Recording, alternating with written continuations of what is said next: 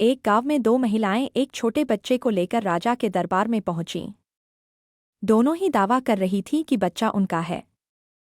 राजा भी भ्रम में पड़ गया और सोचने लगा कि इस मामले को सुलझाया कैसे। राजा ने कुछ देर सोचने के बाद एक उपाय निकाला। उसने कहा, इस बच्चे को आधा आधा कर दिया जाए। आधा बच्चा एक महिला को मिलेगा और आधा दूसरी को। पहली महिला तुरंत बोल पड़ी, हाँ महाराज, मुझे कोई आपत्ति नहीं।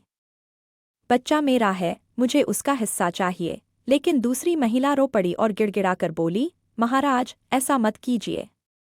बच्चा इस महिला को दे दीजिए, पर मेरे बच्चे को नुकसान न हो।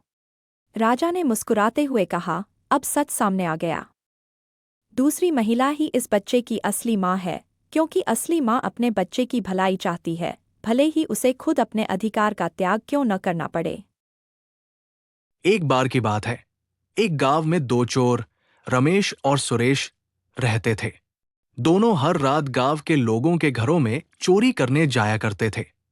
एक दिन उन्होंने सोचा कि गांव के सबसे अमीर आदमी लाला जी के घर चोरी करेंगे। आधी रात को दोनों चुपके से लाला जी के घर पहुंचे, पर लाला जी को उनकी हरकतों के बारे में पहले से ही पता था। उन्होंने एक चालाक योजना बनाई। उन्होंने घर में एक बड़े कुत्ते की डरावनी आवाज रिकॉर्ड करके रखी थी और साथ में जाल भी बिछाया था।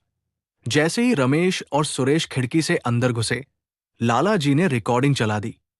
जोरदार कुत्ते की आवाज सुनकर दोनों बुरी तरह डर गए। भागने की कोशिश में वे लाला जी के बिछाए जाल में फंस गए। सुबह होते ही गांव वाले इकट्ठा हुए और दोनों चोरों को पकड़ लिया।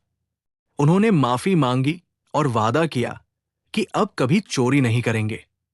गांव वालों ने उन्हें माफ कर दिया और मेहनत से कमाने का महत्व सिखाया।